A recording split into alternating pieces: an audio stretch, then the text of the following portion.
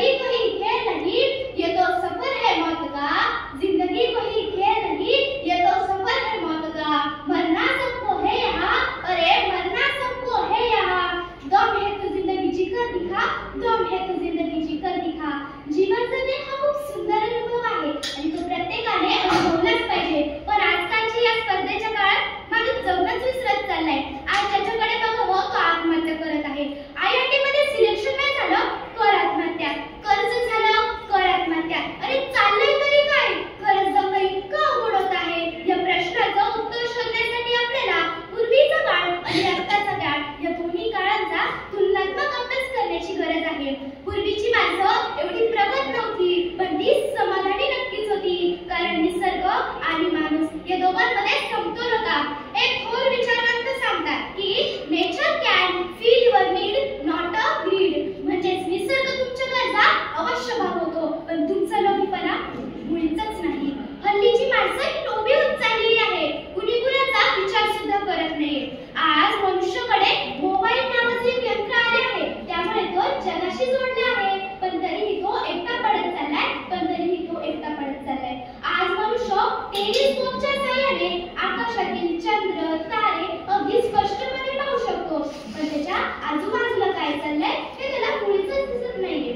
हल्लीची माणसं ही स्वार्थी होत चाललेली आहे, प्रत्येक जण स्वतःच्या स्वार्थाचा विचार करतोय, कुणी कुणाला मदत करायला सुद्धा तयार नाहीये। ही माणसातील माणुसकी इतर खूपच महाग होत चाललेली आहे, आणि त्यामुळे माणूस उद्ध्वस्त होत चाललेला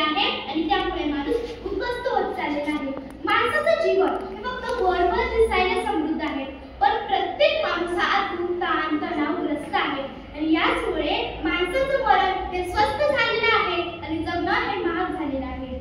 आणि यामागे मी तंत्रज्ञानाची प्रगती किंवा औद्योगिकरण याला मी मुळीच जबाबदार धरत नाही बरं का, कारण मनुष्याचे जीवन कठीण व्हायला फक्त आणि फक्त मनुष्य जबाबदार आहे। तो कधी जातीभेदावरून राजकारण करतो, तर कधी छोट्या छोट्या गोष्टींवरून दंगी घडवतो।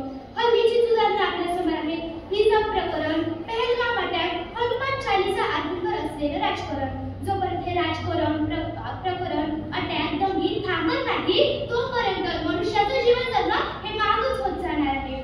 हल्लीची माणसं ही आळशी होत चाललेली आहे, प्रत्येकाला यशस्वी व्हायचं आहे, पण ते शॉर्टकट पद्धतीने यशस्वी व्हायचं आहे।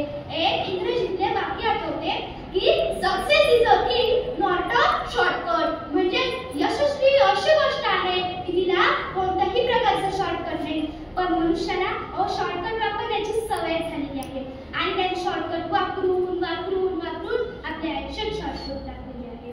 आज मनुष्यामुळे निसर्गात खूप मोठ्या प्रमाणात बदल झालेला आहे बरं का। नवनवीन साथीचे रोग निर्माण होत आहे, ते कोरोना हे त्यातच आहे बरं का, कारण कोरोनाची निर्मिती कशी झाली याचे 100% स्पष्टीकरण अजूनही आपल्याकडे नाही। नवनवीन साथीचे रोग, ग्लोबल वॉर्मिंग, रशिया आणि युक्रेनमध्ये चालणारे युद्ध या सर्व समस्यांमुळे माणसाचं जीवन हे उलगडून गेलेलं आहे, आणि जगणं हे महाग झालेलं आहे, आणि मरण हे स्वस्त झालेलं आहे। मनुष्य ज्या प्रकारे आपला राग व्यक्त करतो, त्याच प्रकारे जर आपला आनंद व्यक्त करत असता तर जीवन जगण्याची मज्जा आली असती ना। आपण जीवन जगतो, आणि जीवनातली एक अनमोल गोष्ट म्हणजे आनंद। एक गमतीदार गोष्ट सांगते की आनंद ही अनमोल गोष्ट असूनही आपल्याला परमेश्वराने दिली, म्हणजे त्याचा मान किती मोठा असेल याचा विचार करा।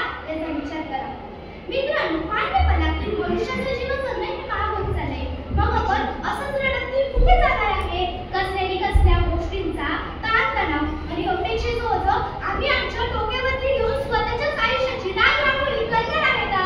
आम्ही गेल्यानंतर आमची पुढची पिढी, मग तिला आम्ही काय संदेश देणार की जगणे महाग झाले?